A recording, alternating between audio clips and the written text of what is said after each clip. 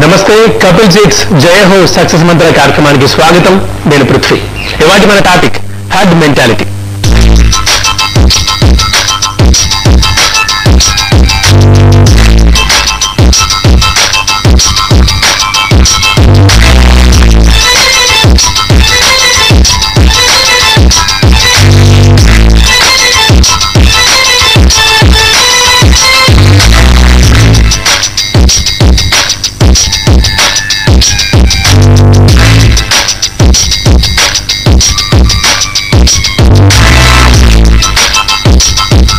మన జీవితంలో అన్ని విషయాల్లోనూ చాలా విషయాల్లోనూ చూసుకుంటే అన్ని విషయాల్లోనూ ఇంకొకరిని అనుకరిస్తూ ఉంటాం.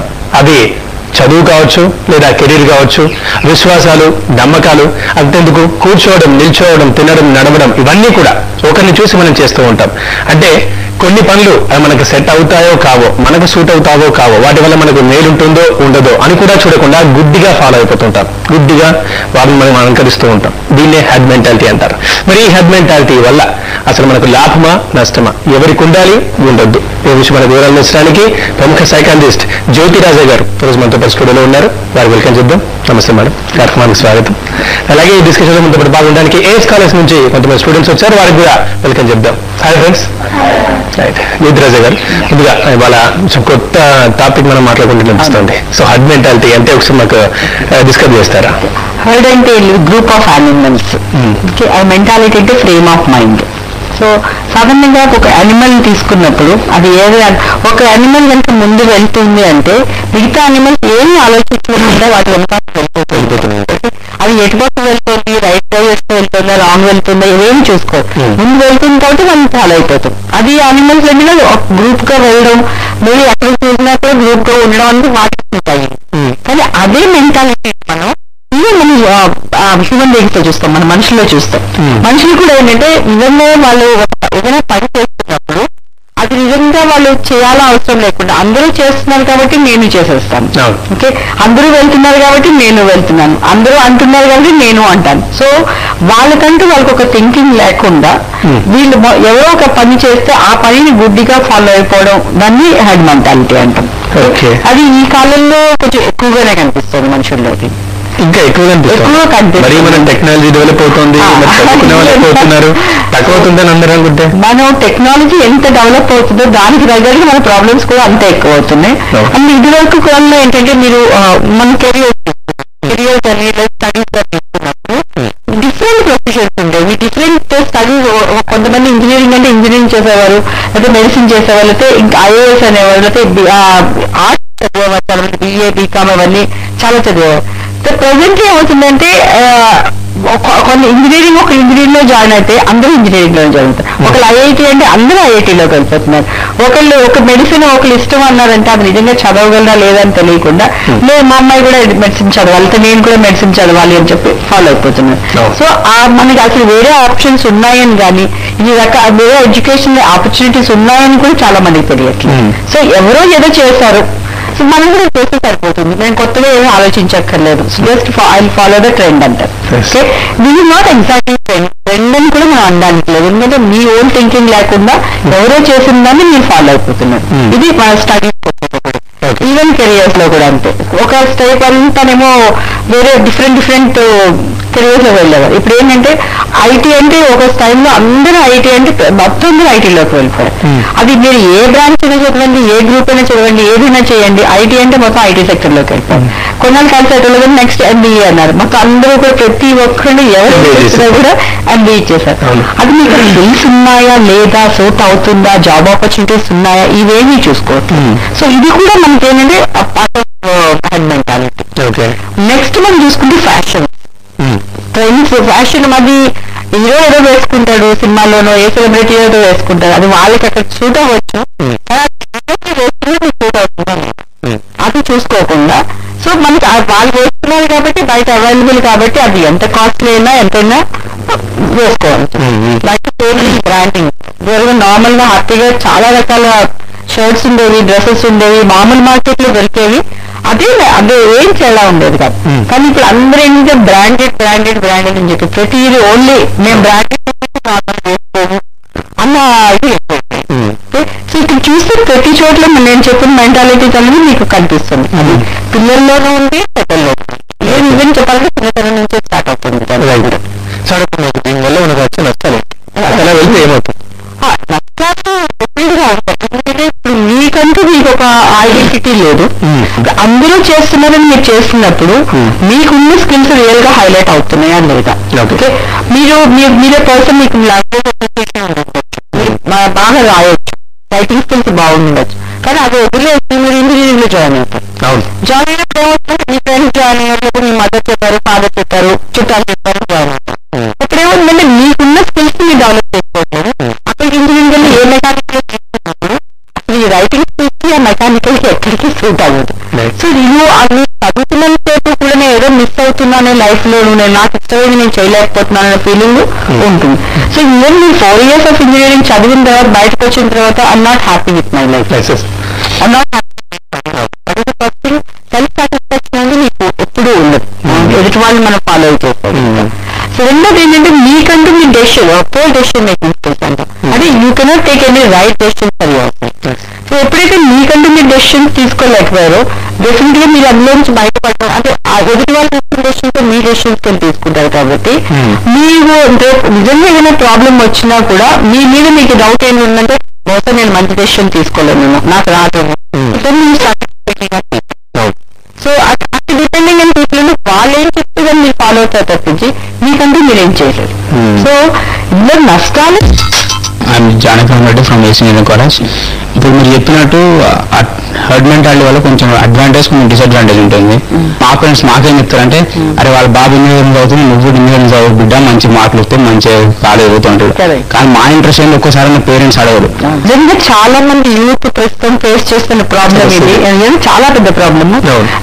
ఇన్ని టెస్టులు రాస్తారు, నవడేస్ అన్ని ఆన్లైన్ టెస్టులు అంటారు, ఇదంటారు. అల్టిమేట్ ఏంటంటే వాళ్ళకి ఇష్టమైన వాళ్ళు చేయలేకపోతున్నారు. ఇక్కడ ఏంటంటే మీరు ఒకవేళ నిజంగానే మీకు ఒక స్కిల్స్ ఉన్నాయి, మీకు ఒక డిఫరెంట్ ఆప్షన్స్ ఉన్నాయి అన్నప్పుడు మీరు ఫాలో అప్పుడు ముందు ఏంటంటే దానికి తగ్గట్టుగా ఇన్ఫర్మేషన్ మీ దగ్గర ఉందా లేదా. ఇప్పుడు మీరు మీ పేరెంట్స్ ని కన్విన్స్ చేయాలి అంటే ముందు మీ దగ్గర ఇన్ఫర్మేషన్ ఉండాలి. అంటే నాకు ఇందులో బాగా మార్క్స్ వస్తాయి, లేకపోతే మీకు లాంగ్వేజ్ ఇష్టం, మీరు ఏదో ఎంఏ ఇంగ్లీష్ ఏదో చేయాలనుకున్నారు, నేను ఆ ఫీల్డ్లోకి వెళ్ళాలనుకున్నాను, నాకు ఇందులో బాగుంది, నాకు ఈ ఫీల్డ్ నచ్చుతుంది, లేకపోతే మాస్ కమ్యూనికేషన్ ఉంది, అందులోకి వెళ్ళాలనుకుంటున్నప్పుడు దానికి ఉన్న ఆపర్చునిటీస్ ఏమున్నాయి అంటే తొందరగా అందులో కూడా గ్రోత్ వస్తుంది. అంటే సాధారణంగా ఇంజనీరింగ్ ఎందుకంటారంటే అందరూ 4 years చదివితే క్యాంపస్ సెలక్షన్స్ వస్తాయి, తర్వాత జాబ్ వచ్చేస్తుంది, లైఫ్ సెట్ అయిపోతుందని పేరెంట్స్ ఆలోచిస్తారు. అలా కాకుండా ఏంటంటే ఇందులో ఆపర్చునిటీస్ ఉన్నాయా లేదా మీరు ముందు వాళ్ళకి చెప్పగలగాలి. కానీ నేను చాలా మంది నేను చూసింది ఏంటంటే మీకు సెల్ఫ్ డౌట్, అదే మీ మీద మీకే నమ్మకం ఉండదు, నేను చేయగలనా లేదా. ఇందులో నేను ధైర్యంగా నేను పేరెంట్స్ కి చెప్పిన తర్వాత ఒకవేళ నేను చెయ్యలేకపోతే, సో మనం ఎప్పుడైనా మనం డిఫెన్స్ లో పెట్టిన డౌట్ మన మీద మనకి డౌట్ ఉండదు, మన స్కిల్స్ మీద మనకి డౌట్ ఉంది, సెల్ఫ్ డౌట్ అంటాం మనం.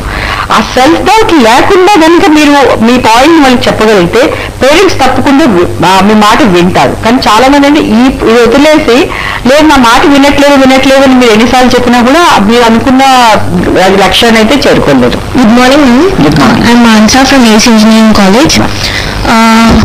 మనకి ఇష్టమైన ఫీల్డ్ వేరే ఉంటుంది, కానీ పేరెంట్స్ వేరే స్టూడెంట్స్ ని చూసి మీరు అది చేయండి బాగుంటుంది అంటారు. అప్పుడు మనం వాళ్ళ దగ్గర వెళ్ళి నాకు ఇది ఇష్టం అని ధైర్యంగా చెప్పాలనుకున్నా వాళ్ళు ఒకవేళ అడుగుతారు, అంటే నువ్వు ఒకవేళ అందులో సక్సెస్ కాకపోతే ఎలా, అప్పుడు ఏం చేస్తావు, సో నా మాట విని ఇప్పుడు నువ్వు ఇది చెయ్యి అని అంటారు. సో మాకప్పుడు ఇంకా వాళ్ళే గైడ్ చేస్తారు కాబట్టి సో మేము అప్పుడు ఓకే ఇంకా ఇది చేస్తాము అని ఇంకా ఆలోచించి అది తీసుకుంటాము. దాని తర్వాత ఇప్పుడు మేము మళ్ళీ రిగ్రెట్ అవుతే సో నెక్స్ట్ ఎవరిని అడగాలి? ఫస్ట్ ఆఫ్ ఆల్ అంటే నువ్వు చెప్పిన దాంట్లో ఇది ఎందుకు మీ పాయింట్ ముందు పెట్టలేదు, ముందాక నేను సెల్ఫ్ డౌట్ అని చెప్పింది. రెండో పాయింట్ అంటే fear. Okay, fear of failure, fear of rejection, okay, maybe fear of losing something. ముందు మనం ఏ పనైనా చేయలేకపోవడానికి మొట్టమొదటి కారణం ఫియర్. అంటే ఒకవేళ నేను చెప్తే బహుశా నేను పాయింట్ తీసుకుంటాను, నేను స్టాండ్ తీసుకుంటాను, నేను ఇదే చదువుతాను, అందులో నేను సక్సెస్ అవ్వలేకపోతే మళ్ళీ నా పేరెంట్స్ ఏమంటారు, అది ఒకటి ఉంటుంది. ఒకవేళ నేను ఆ దాంట్లోకి వెళ్ళిన తర్వాత నేను అంత బాగా పర్ఫామ్ చేస్తాను లేదో నాకు తెలియదు. ఓకే, మనం చేసే చాలా పనులకి లేకపోతే మనం ఒకరిని గుడ్డిగా ఫాలో అవ్వడానికి కూడా కారణం ఏంటంటే మనలో మనకున్న భయాలు. Okay, what is fear actually? Okay, falls evidence appears real. Fear కి ఒకవేళ మనం తీసుకుంటే ఫాల్స్ ఎవిడెన్స్ అపియర్స్ రియల్ అని అసలు ఏమీ ఉండదు. లేని దాన్ని మనం ఊహించుకుని రియల్ గా ఊహించుకుని ఇలా జరుగుతుందేమో, ఇది అవుతుందేమో, సో అందుకోసం చెప్పి ముందు అసలు మానేద్దాం. సో మీరు ఎప్పుడైనా మీరు మాట్లాడాలనుకుంటే ముందు అసలు ఫియర్ ఎందుకు వస్తుంది? ఓకే, దేనివల్ల నేను దేనికి భయపడుతున్నాను అది ముందు మీరు క్వశ్చన్ చేసుకోండి. ఓకే, మీరు మీ పాయింట్ చెప్పడానికి భయపడుతున్నారా, అయితే మీకు ఆ ఎబిలిటీస్ ఉన్నాయా లేదా అన్నది దానికి భయపడుతున్నారా, లేదంటే ఒకవేళ వచ్చే కాన్సిక్వెన్సెస్ అదే జరగబోయే దాని గురించి భయపడుతున్నారు, అది కనుక ముందు మీరు ఒకసారి చెక్ చేసుకుని కనుక మీరు చెప్పగలిగితే మీరు భయపడాల్సిన అవసరం. నా పేరు వీణా, నేను ఎస్ఎన్స్టీఎం కాలేజ్ నుంచి వచ్చాను. యాక్చువల్లీ ఇప్పుడు మనం ట్రెడిషన్ గురించి మాట్లాడుకుంటే అందరూ ఇప్పుడు మనం ఎగ్జాంపుల్ ఒక మొబైల్ కానీ ఏదైనా తీసుకుని ఉంటే అది మినిట్ కి చేంజ్ అవుతూ ఉంటుంది. అందులో ఫ్యాషన్స్ కానీ ఏదైనా ఇప్పుడు ఫ్రెండ్స్ దగ్గర ఉన్నామనుకోండి, అరే హైక్ అంటే ఏంటి అని అంటే, అరే నువ్వు ఇంకా ఏ జనరేషన్ లో ఉన్నావురా, ఇంకా ఇప్పుడు జనరేషన్ నువ్వు ఫాలో కాలేకపోతున్నావా అని వాళ్ళ దగ్గర కూడా మనకి తెలుసుకోవాలి, అలా ఉంటుంది కదా మనం. సో వాళ్ళ గురించి అన్నా ఖచ్చితంగా గుంపులో గోవింద అందరితో ఇట్లా మాట్లాడుకుంటూ వెళ్ళిపోవాలి, అన్ని తెలుసుకోవాలి అని ఉంటుంది కదా మేము. తెలుసుకోవాలనుకోవడం వేరు, దాన్ని మనం తీసుకోవాలనుకోవడం వేరు. ఇప్పుడు లేటెస్ట్ అప్డేట్స్ ఉన్నాయి. ఎందుకంటే నువ్వు అన్నట్టుగా టెక్నాలజీ ఎంత మారుతుందంటే ఈ రోజు మనం కొన్న ఫోన్ రేపొద్దున అది అవుట్డేటెడ్ అయిపోతుంది. ఓకే, అసలు ఫీచర్స్ అంటారు మనం తీరంగా మనకి అసలు చాలా మటుకు మన మొబైల్లోని ఫీచర్స్ మనకే తెలియదు చాలా మటుకు. ఏదో వాళ్ళు అందరూ కొంటున్నారని మనం కొంటున్నాం. ఒకటంటే ఎఫోర్డబిలిటీ, మనం ఎఫర్ట్ చేయగలమా ఫస్ట్ థింగ్. ఓకే, రెండోది మీరు ఇప్పుడు నేను ఇందాక చెప్పినట్టుగా మీ ఫ్రెండ్స్ చేస్తున్నారని మీరు ఫాలో అవుతున్నప్పుడు కొన్ని రోజులు వాళ్ళు మిమ్మల్ని ఫాలో అవ్వాలా, మీరు వాళ్ళని ఫాలో అవుతారా? లేదు, నేను అప్డేట్ చేసుకోవాలి. డెఫినెట్ గా నాలెడ్జ్ అన్నది, ఇన్ఫర్మేషన్ అనేది ఎప్పుడు అప్డేషన్ ఉండాలి. ఎందుకంటే నాకు అసలు ఇది గురించి తెలియదు, అది మోస్ట్లీ మొబైల్ గురించి లేటెస్ట్ ఫీచర్స్ తెలియాలి, దాని గురించి మాట్లాడగలగాలి. సో ఎక్కడ వస్తుందంటే మీ దగ్గర మొబైల్ లేకపోయినా కూడా దాని గురించి నాకు తెలుసు, కానీ అది నాకు ఇప్పుడు అవసరమా? ఓకే, యాజ్ ఏ స్టూడెంట్ గా నాకు ఇప్పుడు నేను ఎఫర్ట్ చేయగలను. మాక్సిమం మీరు మీ పేరెంట్స్ ప్రెషర్ పెట్టి వాళ్ళ దగ్గర కొంటారు, తర్వాత మళ్ళీ ప్రెషర్ పెట్టగలరా? పెట్టలేరు. సో అందుకని నాకు నాలెడ్జ్ అప్డేషన్ ఎప్పుడు ఉండాలి, దాంట్లో ఎప్పుడు బ్యాక్ ఉండకూడదు. కానీ మీరు తీసుకునేటప్పుడు వస్తువులు కొనేటప్పుడు కానీ ఫాలో అయ్యేటప్పుడు కానీ ఇది నిజంగా నాకు అవసరం అన్నది మనం ఒకసారి చెక్ చేసుకుంటే మీకు ఎప్పుడు ఆన్సర్ నో అని వస్తుంది. ఓకే, మీరు ఆ నోను వినగలిగితే, ఆ నోను అర్థం చేసుకోగలిగితే మీ ఫ్రెండ్స్తో ఇన్ఫ్లుయెన్స్ అవ్వరు. జనానికి అంటే ఇన్ఫ్లుయెన్స్ అయ్యే మనం చేస్తాం కాబట్టి ఇన్ఫ్లుయెన్స్ అవ్వకుండా నాకు తెలుసు, బట్ ఐఎమ్ నాట్ ఇంట్రెస్టెడ్. నేను సంపాదించుకున్నప్పుడు నా ఓన్ డబ్బులతో కొనుక్కోవడం నా సాటిస్ఫాక్షన్ ఇది ఇంకా బాగుంటుంది అన్నది మాత్రం మీరు మెసేజ్ కన్వే చేయగలగాలి. మై నేమ్ ఇస్ మల్లికార్జున్, నేను వచ్చేసి ఏఎస్ ఇంజనీరింగ్ కాలేజ్ నుంచి వచ్చాను. ఇప్పుడు వచ్చేసి స్టడీస్కి వస్తే 10th క్లాస్ అయిపోయింది. ఇప్పుడు వచ్చేసి 10th క్లాస్ అయిపోతున్నట్లే రిజల్ట్స్ వచ్చినాయి, మంచి మార్క్స్ వచ్చినాయి. ఓకే, ఇంజనీరింగ్ లో అంటే ఇప్పుడు ఇంజనీరింగ్ చేయాలంటే ఎంపీస్ లో జాయిన్ కావాలి, ఇంటర్మీడియట్ లో. ఎంబీబీఎస్ చేయాలంటే బైపీస్ లో జాయిన్ కావాలి. కానీ నాకైతే బైపీస్ లో జాయిన్ కావాలని ఉంది. కానీ బైపీస్ లో జాయిన్ కావాలంటే ఫాదర్ని అడగాలి, మనీ ప్రాబ్లం ఎక్కువ అవుతుంది. కరెక్ట్. అప్పుడు నాకైతే ఎంబీబీఎస్ చేయాలని ఉంది, కానీ మనీ ప్రాబ్లం ఎక్కువ ఉంది. అప్పుడు వచ్చేసి నేను నా గోల్ చంపుకొని ఎంపీస్ లో జాయిన్ కావాలా, బైపీస్ లో జాయిన్ కావాలా? చాలా మందికి ఉన్న డైలమా ఇది. కానీ అక్కడ మనం రియాలిటీలోకి వెళ్తే కనుక మీకు ఎంపీ ఇష్టం ఉంది, బైపీసీ చాలా ఇష్టం ఉంది. ఇంకొకటి ఏంటి, మనం చాలా మంది ఇదే ప్రాబ్లం వస్తుంది. నిజంగా ఇష్టం ఉండడం వేరు, దానిలో ఎక్సెల్ అవ్వడం వేరు, దాన్ని అచీవ్ చేయడం వేరు. ఓకే, నాకు ఇష్టం ఉంటుండొచ్చు, నాకు బాటనీ ఇష్టం, జాకనీ ఇష్టం, కానీ రియల్గా మెడిసిన్లో మీకు సీట్ వస్తుందా? దాన్ని రావాలి అంటే చాలా కష్టపడాలి. అన్ని గంటలు కష్టపడే కెపాసిటీ నాకు ఉందా? ఇంకా చాలా మంది నేను కౌన్సిలింగ్కి వచ్చినప్పుడు కానీ నేను ఎక్కడైనా కాలేజెస్కి స్కూల్స్కి వెళ్ళినప్పుడు ఇవి ఏం అవ్వాలనుకుంటా ఉంటే ఇమీడియట్ గా ఒక డాక్టర్ అవ్వాలనుకుంటారు. ఒక గ్రూప్ ఏమో డాక్టర్ అని చేతులు ఎత్తారు, ఒక గ్రూప్ ఏమో ఇంజనీరింగ్ అని చెప్తారు. ఎందుకు డాక్టర్ అవ్వాలనుకున్నామంటే నాకు ఇష్టం అంటారు. ఇష్టమే కాదు, అక్కడ నిజంగా మీరు చేయగలరా? అన్ని గంటలు మీ టైం, మనీ అనేది secondary thing. Okay, so money కన్నా ముందు మీకు ఆ కెపాసిటీ ఉందా, మీరు చేయగలరా? ఓకే, ఓకే, ఉన్నది చెక్ చేసుకోండి. సో ఇక్కడ మనీ అన్నది ఒక్కటే క్రైటీరియా కాకుండా బహుశా మీ ఫాదర్ చెప్పినప్పుడు ఏంటంటే ఓకే 4 years లో నువ్వు సెట్ అయిపోతావు కాబట్టి సో లైఫ్ లో నువ్వు తొందరగా సెటిల్ అవ్వడానికి ఛాన్సెస్ ఉంటుంది నీకు పర్సనల్ గా. అది మీ ఫాదర్ కి దానివల్ల ఎంత ఉపయోగం ఉంటుందని తర్వాత విషయం, మీరు పర్సనల్ గా అది ఉపయోగపడుతుంది. అలాంటప్పుడు తీసుకునే డెసిషన్ కరెక్ట్ గా ఉండాలి. ఓకే, మనం ఎమోషనల్ గా ఫీల్ అయ్యి సాధారణంగా ఎవరైనా ఎమోషనల్ గా ఫీల్ అయ్యి నాకు ఇష్టమైన సబ్జెక్ట్ చదవలేదు అంటారు. నేను చాలా మంది పిల్లల్ని చూస్తాను, ఒకసారి జాయిన్ అయిపోయిన తర్వాత బైపీసీలో within 2 days లో నాకు నచ్చలేదు, నాకు ఇన్నాళ్ళు ఇంట్రెస్ట్ ఉండేది కానీ ఇప్పుడు నేను చేయనని చెప్పి మళ్ళీ ఎంపీసీకి వచ్చిన చాలా మంది ఉన్నారు పిల్లలు. సో అది చూసుకోండి, మీరు రియల్గా మీ కెపాసిటీ ఉందా, మీరు చేయగలరని ఆలోచించుకుని దాని ప్రకారం మీరు డెసిషన్ తీసుకుని ఆ డెసిషన్ మీరు కన్వే చేయండి. ఓకే, ఎక్కడ మీరు కంఫర్టబుల్ ఫీల్ అవుతారో, ఎక్కడైతే మీరంటూ ఓకే నేను చేయగలను అనిపిస్తుందో డెఫినెట్గా మీరు చేయగలరు. అంటే బిగినింగ్ ఆఫ్ ద స్టడీస్ లో కాబట్టి ఎక్కువ ప్రాబ్లమ్స్ ఉంటాయి. Tejaswi, I'm from ACE engineering college. I have a doubt that self doubt లేకుండా కాన్ఫిడెన్స్ తోటి చెప్పాలి పేరెంట్స్ కానీ చెప్పారు, కరెక్టే మ్యామ్. కానీ ఇప్పుడు టెక్నాలజీ అనేది సాఫ్ట్వేర్ అనేది కరెక్ట్ గా దేనికి స్టిక్ అయి లేదు మ్యామ్. ఇప్పుడు సపోజ్ ఐటీ తీసుకున్నాం అనుకో, ఇప్పుడు నెక్స్ట్ ఫ్యూచర్ ఎలా ఉంటుందో మనం తెలియలేకుండా ఉంది మ్యామ్. అది రైస్ కావచ్చు డౌన్ కావచ్చు. అలాంటి టైంలో మనం ఇది పర్టికులర్ గా ఇది తీసుకోవాలని ఎలా తెలుస్తుంది మనకి ఇప్పుడు? అప్డేటింగ్ అన్నది చాలా మీరన్నీ చాలా కరెక్ట్. ఒక టైంలో ఐటీ చాలా బాగుంది, తర్వాత వెళ్ళి కానీ ఏంటంటే ఎప్పుడైతే ఎవరికైతే నేను చూసి ఇప్పుడు మీరు ఇంజనీరింగ్ లో జాయిన్ అయిపోయిన వెంటనే మీరు అందులో వచ్చారు 4 ఏళ్ళు ఓకే కాలేజ్కి వెళ్ళి వచ్చేస్తే నాలెడ్జ్ అనేది మాత్రం రాదు. చాలా మంది ఏంటంటే ఒకసారి ఇంజనీరింగ్ కాలేజ్ లో ఒకసారి జాయిన్ అయిపోతే 4 years తర్వాత ఒక డిగ్రీ వచ్చేస్తుంది, నాకు బయటకు వచ్చాక జాబ్ వచ్చేస్తుంది, ఇది ఫీలింగ్ ఉంటుంది. అలా కాదు, మీరు ఒకసారి వెళ్ళిన తర్వాత మీరు అందులో ఏవైతే సబ్జెక్ట్స్ ఉన్నాయో దాన్ని మీరు డీటెయిల్గా నేర్చుకోగలగాలి, అది మీరు మళ్ళీ ప్రాక్టీస్ చేయగలగాలి. సో ఎందుకు చాలా చోట్ల ఏముంటుంది, చాలా జాబ్స్ ఉన్నాయంటే మాకు సూటబుల్ క్యాండిడేట్స్ లేరు అంటున్నారు.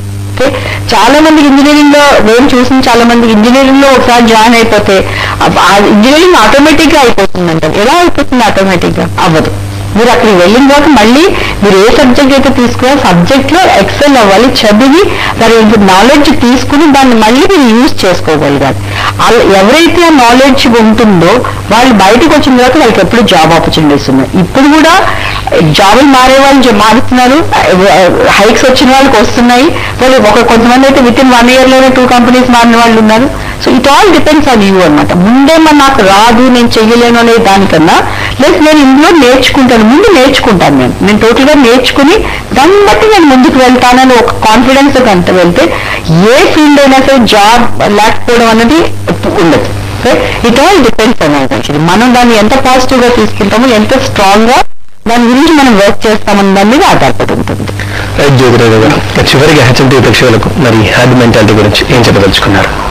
మీరు మిగతా వాళ్ళు ఏదో చేస్తున్నారని మీరు చెయ్యకుండా మీకంటూ మీకు ఒక పార్ట్ క్రియేట్ చేసుకుని దాంట్లోనే మీరు ముందుకెళ్ళి మధ్యలో వచ్చే అబ్స్టకిల్స్ అని వచ్చే ప్రాబ్లమ్స్ ని మీరు పక్క తొలగించుకుంటూ ముందుకు వెళ్తే you always be the winner. Right అండి, ధన్యవాదాలు జ్యోతిరాజు గారు. హ్యాడ్ మెంటాలిటీ గురించి చాలా చక్కగా చెప్పినందుకు. ఓకే థ్యాంక్స్ ఫ్రెండ్స్, మాతో పాటు డిస్కషన్లో పాల్గొన్నందుకు మీకు థ్యాంక్ యూ.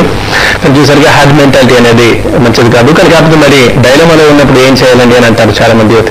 దీనికి సంబంధించి మనకు 3 Idiots అనే మంచి సినిమా ఉంది. ఆ సినిమాలో గొప్ప సీన్ ఉంది. చాలా రోజులకి ఎప్పటి నుంచో బాధపడుతూ ఇంజనీరింగ్ చదువుతున్న మాధవన్ అమెరికన్ ధైర్యంతో ఇంటికి వెళ్ళి తల్లిదండ్రులను కన్విన్స్ చేస్తాడు. తల్లిదండ్రులు ఒప్పుకోకపోతే నేను మిమ్మల్ని వ్యతిరేకించడానికి రాలేదు, కన్విన్స్ చేయడానికి వచ్చానని చెప్పి తనకున్న స్కిల్స్ చెప్పి ఫ్యూచర్ చెప్పి కూడా ఒప్పిస్తాడు. అప్పుడు తల్లిదండ్రులు కూడా ఒప్పుకుంటారు, ఎంతో సంతోషంగా ఉంటారు. ఇక్కడ మనం ఏంటంటే ముందు మన స్కిల్స్ మనం తెలుసుకోవాలి, మన మీద మన నమ్మకం పెంచుకోవాలి. దాని తర్వాత ఎవరైతే అడ్డం మనకు ముఖ్యంగా పేరెంట్స్ వాళ్ళ దగ్గరికి వెళ్ళి కన్విన్స్ చేయగలగాలి. వాళ్ళని అర్థం చేసుకునే గుణం కూడా తల్లిదండ్రులకు ఉండాలి. అప్పుడు మనం ప్రత్యేకంగా ఉంటాం, అంతకన్నా సంతోషంగా ఉంటాం. ఇది వాటి కపుల్ చెక్స్. జై హో, సక్సెస్ మంత్ర. నమస్తే.